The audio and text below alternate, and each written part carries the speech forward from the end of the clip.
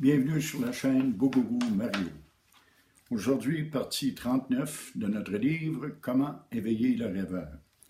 Nous avons vu à la partie précédente les principes premiers que nous devons appliquer lors de notre méditation quotidienne afin de cheminer sur la voie spirituelle. Ici, nous allons conclure.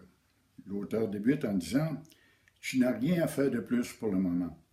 Cette forme de méditation demeurera une pratique quotidienne durant un long moment. » En effet, il n'y a rien à faire en méditation. Mais quoi de plus difficile pour un occidental que de demeurer silencieux et immobile durant un long moment? C'est vraiment une pratique qui demande beaucoup de discipline. Je te conseille de le faire 2 fois par jour. Si possible, matin et soir, pendant au moins 30 minutes, pratique cette méditation sans forcer quoi que ce soit. Pourquoi 30 minutes minimum?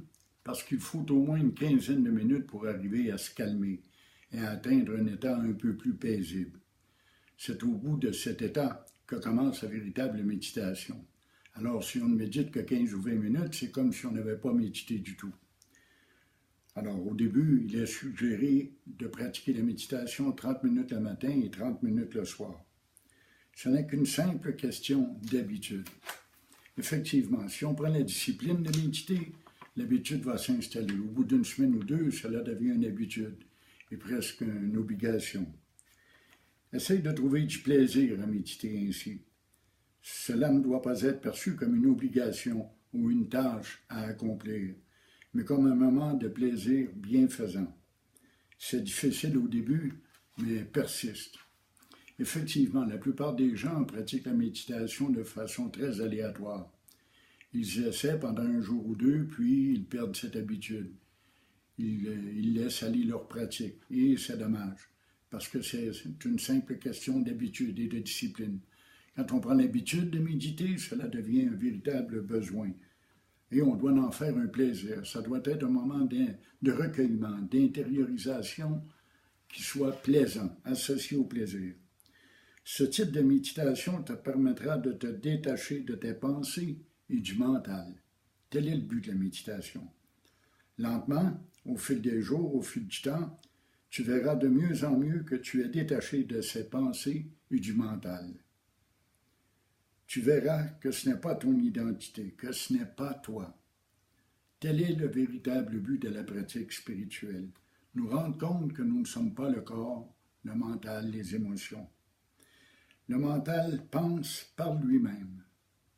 Les pensées semblent apparaître, venues de nulle part, de l'extérieur du complexe corps mental, et s'en retournent on ne sait où. Tu demeures un simple spectateur immuable, un témoin de ce phénomène. Effectivement, lors d'une méditation suffisamment profonde, on a l'impression de voir passer les pensées dans notre esprit. Elles apparaissent, elles passent, puis elles disparaissent, comme venues de l'extérieur, et elles disparaissent, elles s'en vont, on ne sait où. On peut remarquer ce phénomène dès les premières séances de méditation, et c'est important de se fixer sur ce point, de les regarder passer tels des nuages dans le ciel. Lentement, progressivement, associé à la pratique de l'attention, tu expérimenteras ta véritable nature, qui est pure conscience. Petit à petit, l'ego s'effacera pour laisser place à ce que tu es. Ici, l'auteur est très radical en disant que l'ego s'efface. C'est bien ainsi qu'on arrive à se débarrasser de l'ego. C'est par la méditation et l'attention vigilante. C'est en prenant conscience que nous sommes autre que le corps, le mental. Nous sommes autre chose. Nous sommes la conscience derrière tout cela. Nous sommes conscients d'une conscience qui médite. C'est là le phénomène merveilleux associé à la méditation, phénomène que vous avez à découvrir. Sache que pour le soi, il n'y a pas de perception intérieure ou extérieure.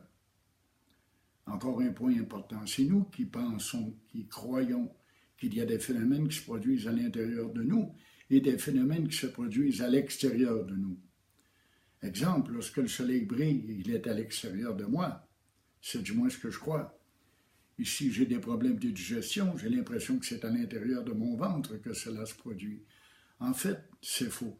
Tout est extérieur.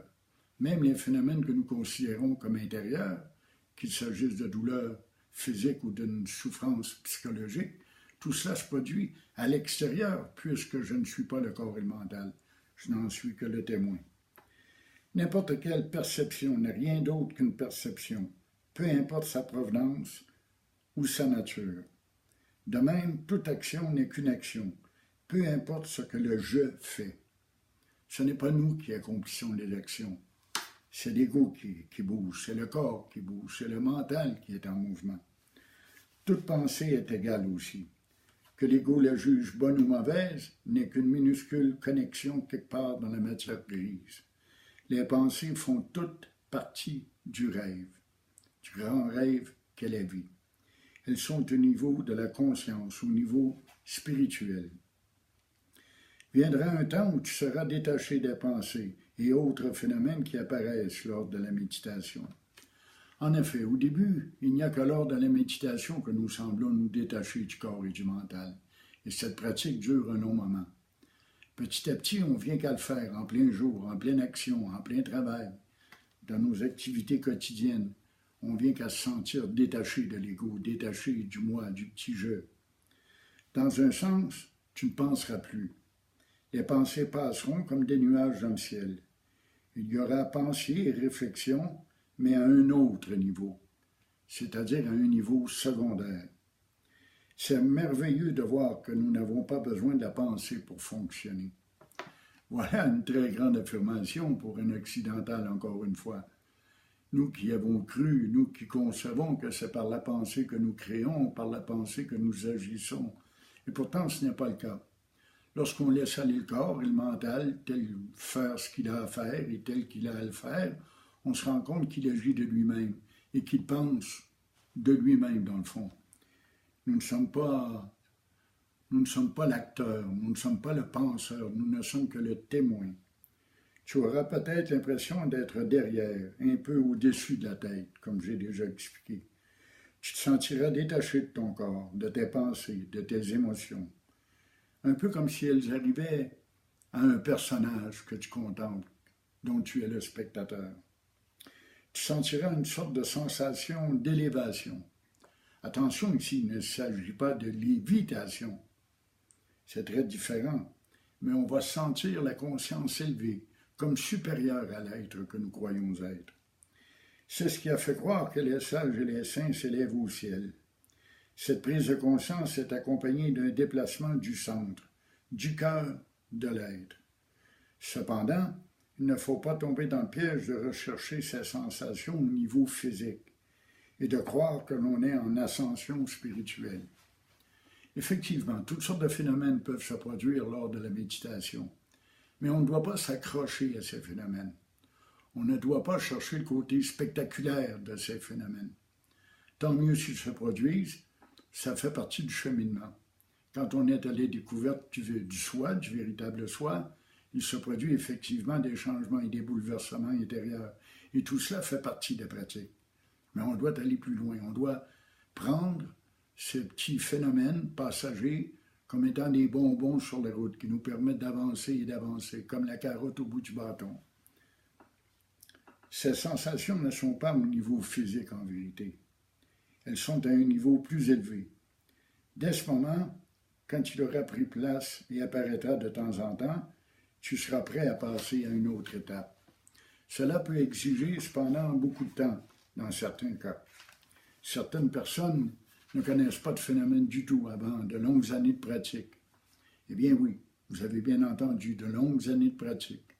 La plupart des grands maîtres dans le domaine de la méditation prétendent qu'il faut au moins 20 ans de pratique avant de connaître un état véritable de méditation et de connaître un changement d'identification.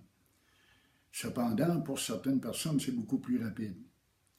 Pour d'autres, enfin, dès le début, il y aura des phénomènes qui se produiront, des sensations d'élévation de la conscience ou de changement du niveau de conscience. Et c'est bien tant mieux. Probablement que ces gens s'y sont préparés depuis de nombreuses réincarnations. Alors maintenant, nous allons passer au chapitre 10e de notre livre et qu'on appelle la deuxième étape. Nous allons commencer ainsi. Comme nous l'avons vu, l'étape suivante consiste à te convaincre de cette vérité.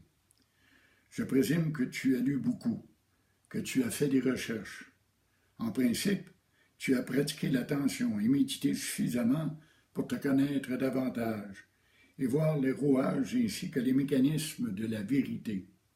Quand on parle de la vérité, bien sûr, on parle du soi, de la conscience primaire, primordiale.